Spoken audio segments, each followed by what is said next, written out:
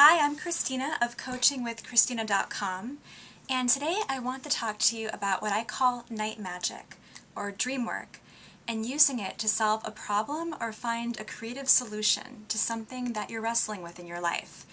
So you may have heard the saying, sleep on it, and when you wake up in the morning you'll feel better and you'll know exactly what to do in a given situation.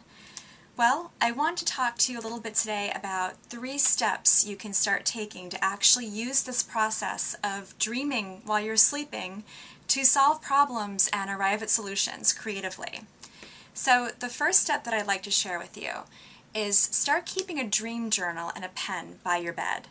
Now, this is helpful for everybody. Everybody dreams every night. Unless you have a problem with REM sleep, everybody is dreaming, even if you don't remember it. And if you're somebody who never remembers your dream, the act of placing a journal and a pen by your bed is going to help you start remembering them. And if you are somebody who remembers them like me, like I tend to remember something of my dreams every night, this helps me remember even more. So it's like when you're sad and you tell yourself to smile to feel better.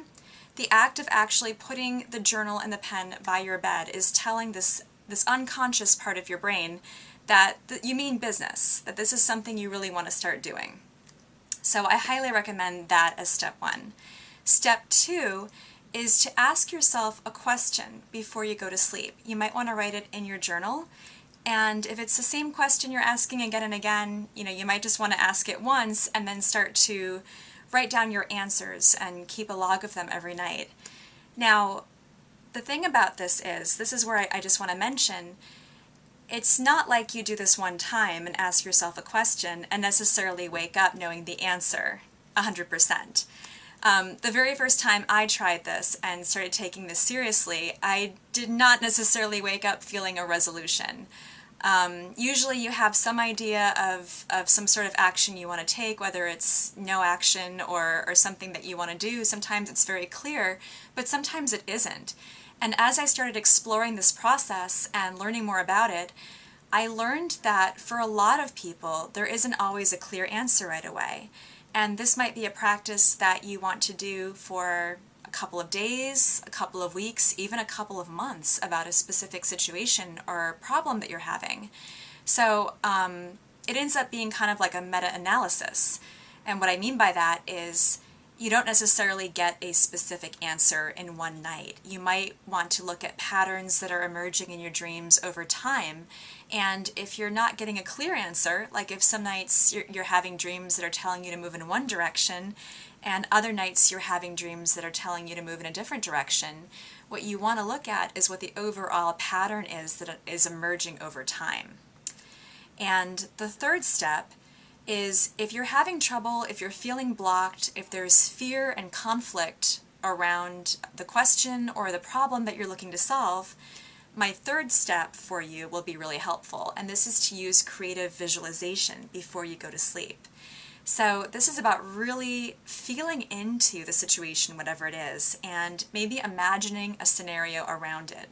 So if you're looking for answers in your dreams, it helps to start to create those images and get used to them and see them in your mind's eye on a regular basis. That will make you more likely to see them when you're asleep, right? And especially as you're drifting off to sleep. And you also want to really tap into the feelings that go with the situation. Start to envision yourself exploring it. So if you're stuck on a project and need to move forward and are looking for some sort of solution, you want to be thinking about that project, visualizing yourself working on it, envisioning possible solutions. This is also really great if you're having a conflict in a relationship. You could be envisioning yourself talking to somebody and wondering what you would say to them, what they would say back, which environment you would be in.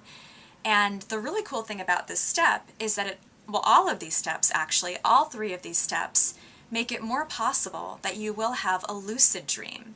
And if you don't know what that is, that's a dream where you become conscious in your dream that you are dreaming. And there are different degrees that you can become conscious in your dream, but even if you're conscious just a little bit, you can start having control in your dream in a way that you don't normally. So, and not that you should be necessarily trying to control your dreams or anything like that, but it's just that, if you're trying to get answers in a dream, you can start directing your dreams consciously to look for answers, which is pretty cool. And all of these steps will make it more likely that you will have one. It's not something that you can force necessarily, but all of these practices make lucid dreaming more likely. So I hope that that's helpful. Please leave me a comment and let me know if there is a specific issue that you would like to use dream work to explore, and let me know what your results are. And if you're not already signed up for my newsletter, please sign up at coachingwithchristina.com. I have a great ebook there called Manifest Your Best Life, 5 Powerful Tools, where I go into a lot of other tools and techniques that have to do with law of attraction and using synchronicity, and I believe they all tie into intuition and dream work. I'll see you in the next video. Bye!